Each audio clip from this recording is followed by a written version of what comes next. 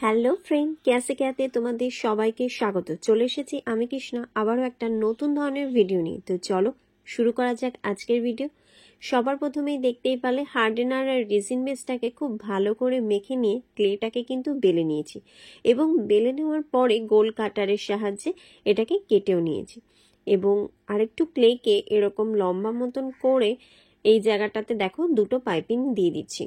এই জায়গাটা আমি একটু স্পিডেই দেখাচ্ছি কারণ এই জুয়েলারিটাতে এরপরে আরো অনেক কাজ তোমাদেরকে দেখাতে হবে, তার জন্য এই জায়গাটা একটু স্পিডেই দেখালাম।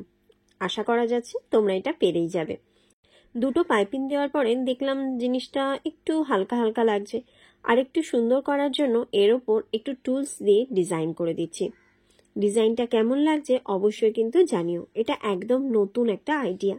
সবসময় তোমরা বলো যে দিদি তোমার জুয়েলারি দেখে আমি কি সেম ডিজাইন করব কিনা, কিন্তু দেখো যখনই তুমি একটা জুয়েলারি ডিজাইন করবে মনে রাখবে যে সেই জুয়েলারিটাকে আরো সুন্দর করার চেষ্টা করতে হবে। কাউ দেখে সেই ডিজাইনটা তুমি নিতেই পারো, কিন্তু সেই ডিজাইনটাকে হুবহু কপি করো না।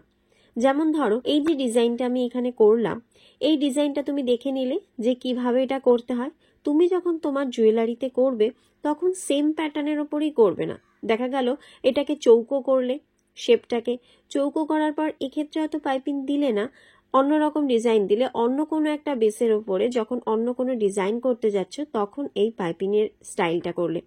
এইভাবে করলে জানো তো জিনিসের কখনোই আমাদের যে কপি করার যে একটা ক্লেম দেয়া হয় সেটা আসে না। আমরা কারোর কাছ থেকে একটা ডিজাইন শিখতেই পারি, কিন্তু সেই ডিজাইনটাকে আমরা আমাদের মতন করে যদি ব্যবহার করি তাহলে গিয়ে কিন্তু কোনো অসুবিধাই হয় না। এই বিষয়টা নিয়ে পরে একদিন আলোচনা করব তোমাদের সঙ্গে, যাতে করে তোমাদের এই অসুবিধাটা না হয়। দেখতেই পারলে তোমরা গোলটাকে কিন্তু আমি স্কেলের সাহায্যে কেটে নিয়েছি এবং তারপরে ক্লে দিয়ে দুটো পদ্মের কড়ি করে নিয়েছি। পদ্মের কড়িও আমি এর আগে অনেকবার তোমাদেরকে শিখিয়েছি, তো আশা করি প্রবলেম হবে না। আর এই যে দেখতেই পারলে যে ছোট ছোট করে দুটো পাতা করে নিয়েছি, লম্বা সরু করে ক্লেটাকে বেলে নিয়ে তার উপরে পদ্মের যে কড়িগুলো আছে সেগুলো একে একে করে আমি একটু সাজিয়ে নেব। দেখতে পাচ্ছ জিনিসটাকে কিন্তু হাতের সাহায্যে কিরকম ভাবে চেপে চেপে আমি করছি এবং এটা করার পরে এর ওপর টুলস দিয়ে আমি দাগ কেটে নেব। ভিডিওটা অনেকটাই লম্বা হয়ে যেত যদি সম্পূর্ণটা তোমাদেরকে এখানে দেখানো হতো, তো এই কারণের জন্য এই ভিডিওটাকে আমি কিন্তু দুটো পার্টে ভাগ করেছি। কারণ এরপরে আমি হাঁসের ডিজাইনটাও করব, তো হাঁসের ডিজাইনটা করতে গেলে ডিটেলসে দেখাতে হলে তোমাদেরকে ভিডিওটা অনেকটাই লম্বা হয়ে যাচ্ছিল, তাই জন্য কিন্তু আমি এটা দুটো পার্টে ভাগ করে নিয়েছি। আমি চেষ্টা করে থাকি যতটা সম্ভব তোমাদেরকে ডিটেলসে শেখানো, আর এই কারণের জন্যই হয়তো ভিডিওগুলো একটু লম্বা হয়ে যায়। ভিডিওটাকে আমি আরো ছোট করে দিতে পারি, কিন্তু তাতে করে তোমাদের হয়তো শেখা হয়ে উঠবে না। তোমরা কমেন্ট করে জানিও যে তোমরা এতটা ডিটেলসে গিয়ে দেখতে চাও কিনা। আর হ্যাঁ, এই যে আমি কাজগুলো করছি এই কাজগুলো দেখে যদি তোমার মনে হয় যে তুমিও পারবে যে এই ধরনের কাজ শিখতে, তাহলে অবশ্যই কিন্তু আমাদের স্ক্রিনে যে নাম্বারটা দেখতে পাচ্ছ এই নাম্বারে কিন্তু চটপট করে হোয়াটসঅ্যাপ করে ফেলো, কারণ আরও অনেকটা ডিটেলসে গিয়ে কিন্তু আমি আমার ক্লাসে সবাইকে শিখিয়ে থাকি। তো তুমি যদি মনে করো যে ঘরে বসে এই ধরনের কাজ শিখে নিজে একটা আর্নিং স্টার্ট করবে, তো তাহলে কিন্তু অবশ্যই আমাদের সঙ্গে যোগাযোগ করতে পারো।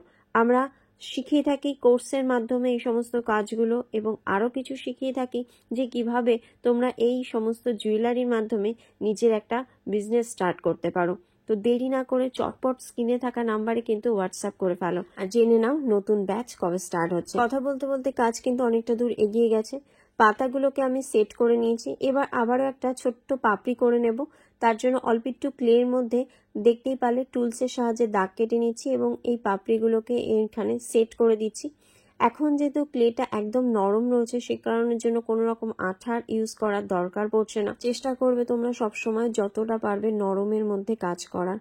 আঠা দিয়ে কাজ করলে কি হয় না, একটা টাইম পরে কিন্তু একটা খুলে যাওয়ার রিস্ক থাকে, কিন্তু তোমরা যদি নরম অবস্থায় সমস্ত কাজগুলো কমপ্লিট করে ফেলো তাহলে কিন্তু এটা অনেক দিন লং লাস্টিং হয় এবং খুলে যাওয়ার কিন্তু কোনো রকম রিস্কই থাকে না। তো সেই কারণের জন্য চেষ্টা করবে যতটা সম্ভব এখানে কিন্তু নরম অবস্থায় কাজ করার। পদ্ম ফুলের কড়ি কিন্তু মোটামুটি আমার রেডি হয়ে গেছে।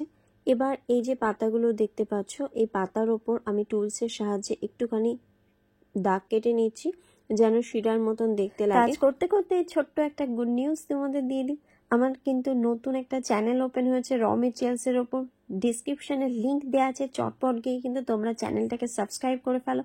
ওখানে কিন্তু আমরা আমাদের র মেটেরিয়ালসের সমস্ত রকমের আপডেট দিয়ে থাকবো।